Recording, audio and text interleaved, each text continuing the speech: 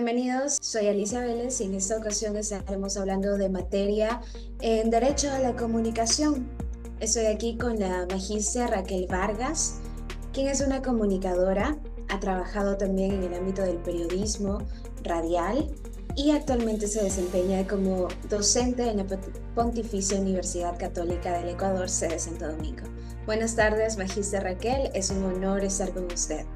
Muy buenas tardes una vez más, qué gusto poder compartir este espacio y estoy aquí pues dispuesta a contestar sus inquietudes y a aportarles en lo que les sea necesario. Ser Vargas, hablemos sobre el inicio de su carrera. ¿Cuáles fueron los motivos que la llevaron a convertirse en periodista, en comunicadora, y cuánto tiempo lleva ejerciendo esta profesión? Muchas gracias, Alicia. Son ya aproximadamente más de 15 años ejerciendo el periodismo radiofónico, el periodismo a través de medios de comunicación, mi especialización exclusivamente en radio, aunque también he hecho televisión. ¿Qué me motivó? Bueno, creo que entre las opciones estaba la comunicación. Es una carrera que te da grandes satisfacciones. Cuando digo esto me refiero al tener la voz para poder transmitir. En mi caso, porque lo mío es radio, no hice noticias radiofónicas. En el área de noticias, para mí comunicar a través de la voz fue algo que me llenó mucho, pero también el abordar ciertas problemáticas que quizá no se tocan. Muchas gracias. En esta ocasión, como lo mencioné anteriormente, estamos hablando sobre los derechos de los comunicadores. Por lo tanto, vamos a referirnos a la Ley Orgánica de Comunicación y a la Ley de Transparencia y Acceso a la Información Pública. ¿Cómo percibe usted la protección de los derechos de los y las comunicadoras según la Ley Orgánica de Comunicación en el Ecuador? ¿Alguna vez ha sentido que sus derechos han sido respetados al ejercer su carrera?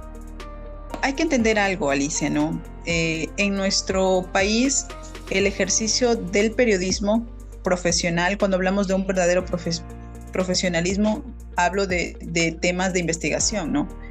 De llevar un proceso en difundir la información, pero no solamente queda ahí, sino que vaya en una investigación. ¿Qué le digo con esto? En Ecuador no podríamos hablar de un verdadero periodismo de investigación, ¿no? ¿Por qué? Porque no hay garantías para ejercerlo, ¿no? Cabe destacar que esto es generalizado, no solamente hoy por hoy el periodista se siente en cierto modo no protegido, sino la ciudadanía en general. Entonces, ¿qué vamos a hablar de un periodista si se toma un tema muy a personal o de pronto investiga, ¿no? Ya nos ha hablado sobre el ambiente mediático de Ecuador, así también la responsabilidad que cae sobre cada uno de ellos al tener un micrófono, una cámara y un medio por el cual difundir la información. Pero ahora, tomando en cuenta la situación en la que estamos en nuestro país, que es muy delicada, ¿usted ha experimentado alguna vez la autocensura o presiones externas en su labor periodística? Es decir, sabemos de varios casos de varios periodistas que han tenido que huir del país por hacer su trabajo. ¿Usted alguna vez ha tenido que censurar su voz, su opinión, para no tener alguna repercusión? Sí creo que hay un framing, un encuadre que se debe cumplir cuando uno está en un medio de comunicación y eso hay que dejarlo claro. No, ahora puedo hablarlo abiertamente porque estoy en otra área, no aportando desde acá, desde la academia. Pero cuando uno está en un medio de comunicación tiene que simplemente seguir la línea editorial, aunque no nos guste, ¿no?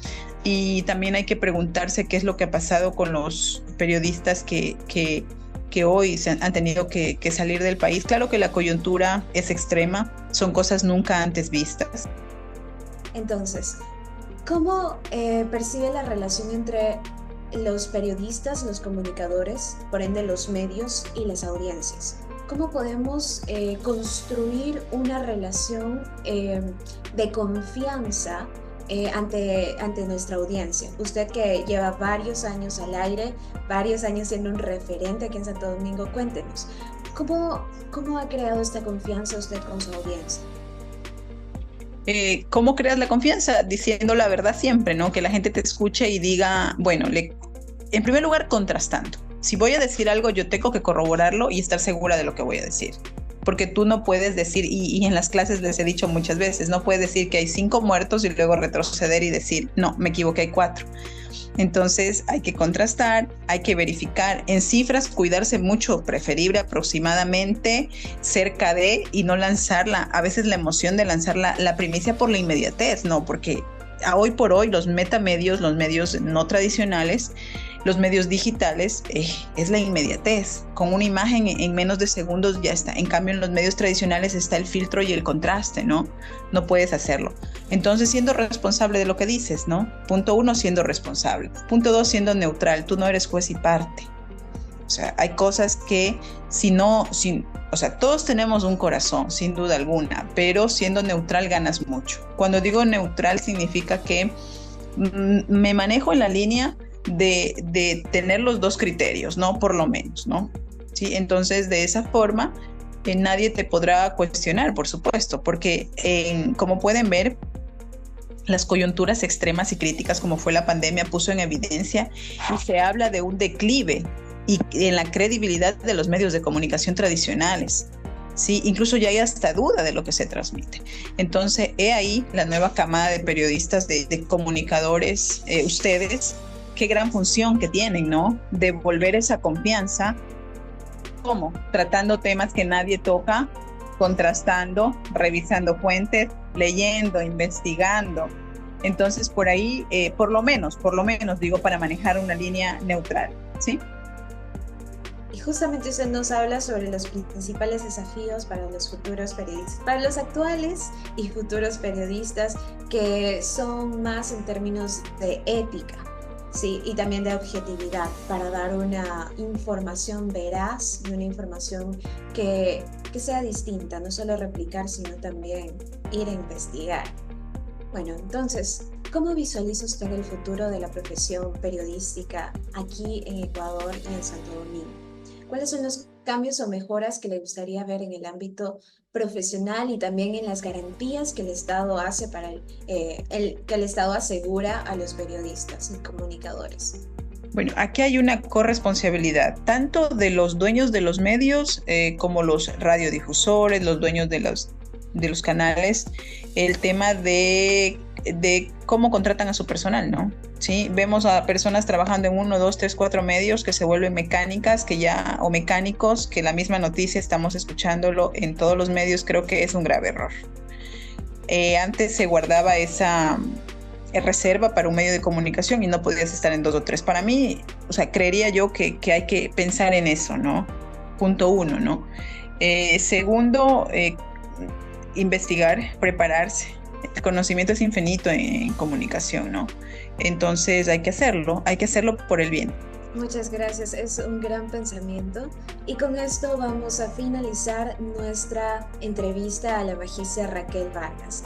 Una vez más tengo que recalcar que es un honor y un placer tenerla aquí junto a nosotros, esclareciendo algunas dudas que teníamos, dando su opinión y hablando desde la experiencia sobre los comunicadores y también el periodismo.